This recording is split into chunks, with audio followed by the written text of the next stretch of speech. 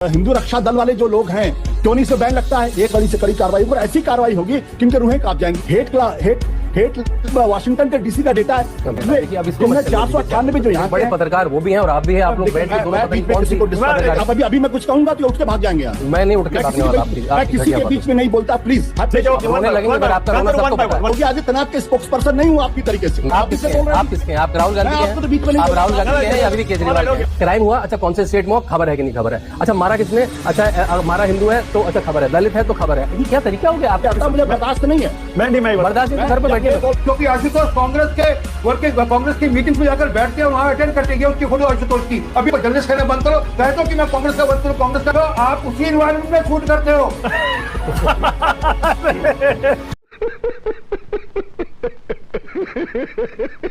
जय श्री राम दोस्तों, आज का वीडियो बड़ा ही मजेदार होने वाला है। बीजेपी के प्रवक्ता आरपी सिंह और राजनीतिक विश्लेषण शांतनु गुप्ता और वरिष्ठ पत्रकार आशुतोष के बीच में।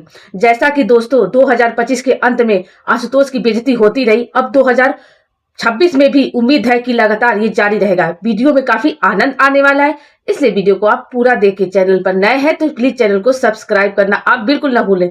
तो चलिए देर न करते हुए वीडियो की शुरुआत करते हैं।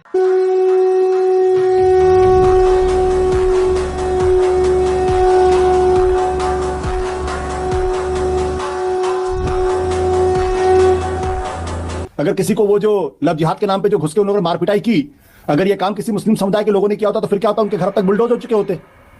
तो बुलडोजर इस बात को देख के चलता है कि कौन हिंदू है कौन मुसलमान है। अब अखलाक के खिलाफ केस क्यों वापस लिया कि आज तक इसका कोई जस्टिफिकेशन सरकार के पास नहीं है और कोर्ट ने कहा कि नहीं वापस ले सकते आप। तो अगर अखलाक जैसे केस अगर आप कोर्ट वापस ले सकते हैं तो आप समझ सकते हैं कि उत्तर प्रदेश की सरकार का रुख क्या है और क्या देखना चाहती है। अच्छा, हमको सिखा रिया है। अगर इस तरीके से तलवार बांटना अगर लीगल है तो फिर हमारे ख्याल से हर मोहल्ले में हर अपार्टमेंट के अंदर एक स्टॉल लगानी चाहिए जहां हर व्यक्ति को तलवार बांटना चाहिए और हर घर के अंदर एक एक नहीं बल्कि कई तलवारें होनी चाहिए, क्योंकि तलवार बांटना लीगल है। अगर ये जस्टिफिकेशन है तो फिर कुछ कहा ही नहीं जा सकता। असल बात क्या है? असल बात बजरंग दल है किसका संगठन, ये सोचना पड़ेगा।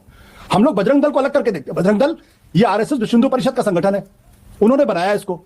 तो हम बजरंग दल के बारे में बातचीत करते हैं, आरएसएस के बारे में बातचीत नहीं करते, विश्व हिंदू परिषद के बारे में बातचीत नहीं करते। ये संगठन स्पेशली बनाए गए हैं इन सब तरीकों के काम करने के लिए। और अब ये जो हिंदू रक्षा दल वाले जो लोग हैं क्यों नहीं इस पर बैन लगता है? एक बार नहीं, इनके हैबिचुअल ऑफेंडर्स हैं ये। आज तक इनके पर कोई बैन लगा? वो दक्ष चौधरी नाम का लड़का आज तक कभी उसको लंबे समय तक जेल में डाला गया?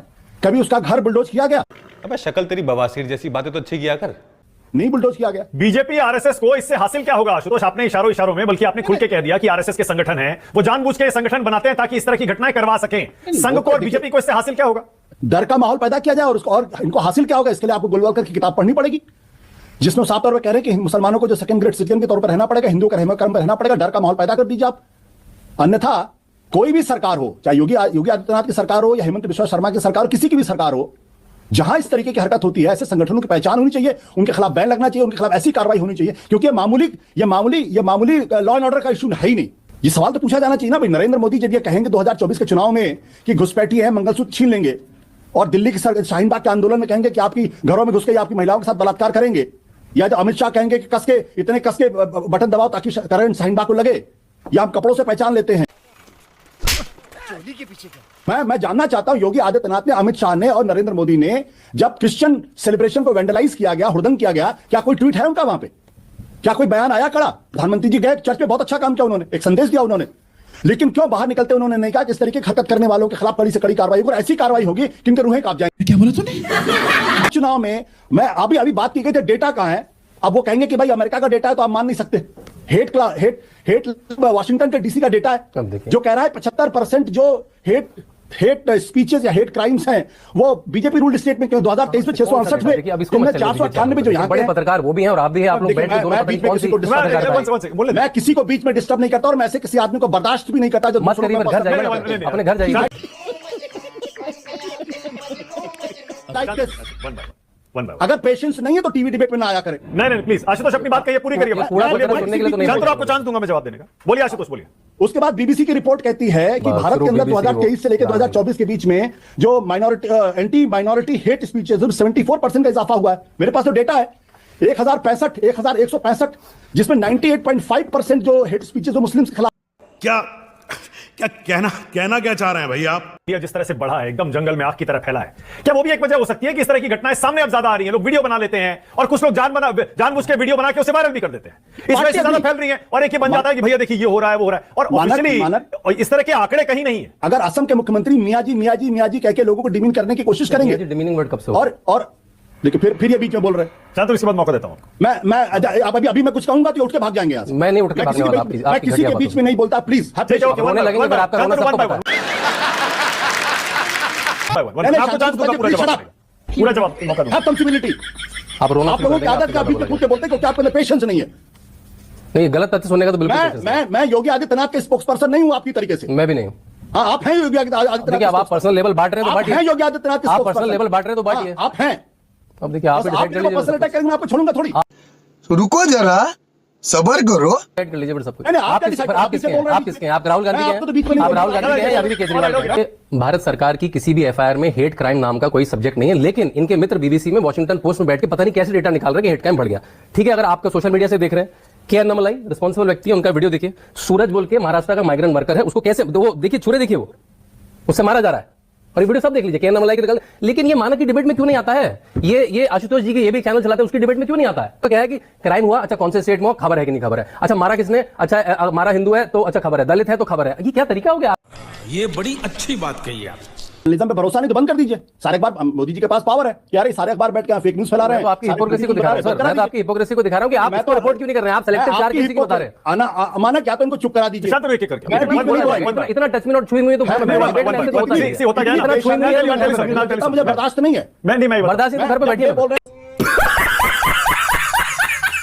आपने अखलाक का जिक्र किया आशुतोष जी ने। यार हुबली के अंदर जो रॉयट केसेस हुए थे 2022 के, उसके सब लोगों को 138 लोगों को छोड़ दिया गया। वहां की सरकार ने, कर्नाटक सरकार ने केस वापस ले लिया। हालांकि मैं अखलाक के जो लोग दोषी उनको छोड़ने के पक्ष में नहीं, उनके खिलाफ मुकदमा बहुत बढ़िया, बहुत बढ़िया आरपी सिंह जी, बहुत बढ़िया। नहीं बिल्कुल स्पष्ट है। हाँ अरे मैंने तो सहा है, अरे मेरी माँ बेटी बहनों के साथ जो हुआ मैंने तो सहा है। ये तो सावड़ा साहब ने कहा साहब मुंबई के अंदर थोड़ा हुआ था, जो तो हमने सहा है, जो सहा है दिल्ली के अंदर। इसलिए तो हम कह रहे हैं बहुत बढ़िया आरपी सिंह जी, आप रुक जाइए। की लड़ाई बहुत बढ़िया, रुक जाइए आरपी सिंह जी, आप रुक जाइए।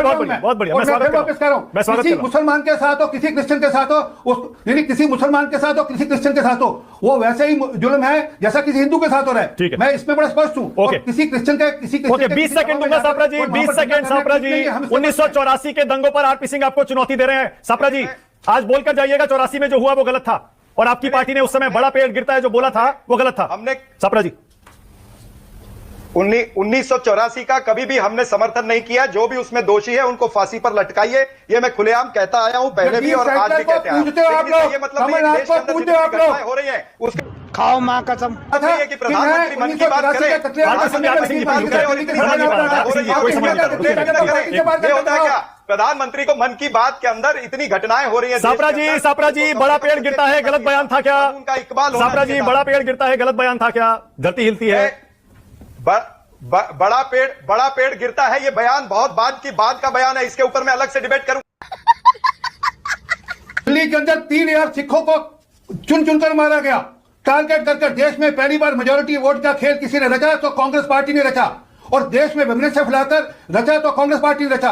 आशुतोष गोलवलकर जी की बात करते हैं, पर तो आशुतोष ने कभी नहीं कहा कि जब बड़ा पेड़ गिरता है तो धरती हिलती है। किससे जैसी फेंक किया था? क्योंकि आशुतोष कांग्रेस की मीटिंग्स में जाकर बैठते हैं और वहां अटेंड करते हैं। उसकी फोटो आशुतोष वहां भी मारा, अभी अक्टूबर की फोटोग्राफ है। तो इसलिए आशुतोष अपने को जर्नलिस्ट कहना बंद करो, कह दो कि मैं कांग्रेस का वर्कर हूं, कांग्रेस का सिंपैथाइजर हूं, कोई दिक्कत नहीं, हमें उसमें भी मंजूर है। आप हमारे दोस्त रहेंगे, फिर भी रहेंगे। सापड़ा भी हमारे दोस्त है, तो इसका तो ये नहीं कि आप जर्नलिस्ट का लवादा पहनकर आप कहें कि मैं न्यूट्रल हूं और फिर आप कांग्रेस की भाषा बोले।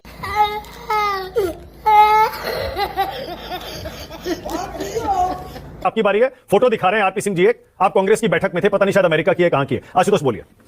नहीं, मैं आरपी सिंह हमारे मित्र हैं, उनकी बात का मैं पूरा समर्थन करता हूं। हाँ, मैं मौजूद था वहां पे। थोड़ी सी शर्म बची है तुम लोगों के अंदर तो डूब मरो चुल्लू भर पानी। भी मैं आरपी सिंह साहब से कहता हूं, भारतीय जनता पार्टी की तरफ से एक इन्विटेशन मुझे भेज दें कि मेरे किसी कार्यक्रम में आ जाए, गेस्ट बनके मैं वहां जाने के लिए तैयार हूं। बहुत बढ़िया। अरे नहीं बुलाएंगे आशी, नहीं बुलाएंगे आरपी आपके प्लेटफॉर्म के माध्यम से ये गुजारिश करता हूं कि बीजेपी की तरफ से मुझे इनवाइट करें, मैं उनके मंच पर आकर भाषण दूंगा।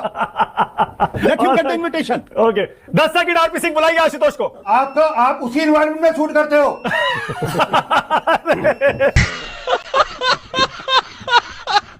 अगर आपको हमारी वीडियो पसंद आए तो लाइक शेयर सब्सक्राइब करना आप बिल्कुल ना भूलें। मिलते हैं नेक्स्ट वीडियो में, तब तक के लिए वंदे मातरम।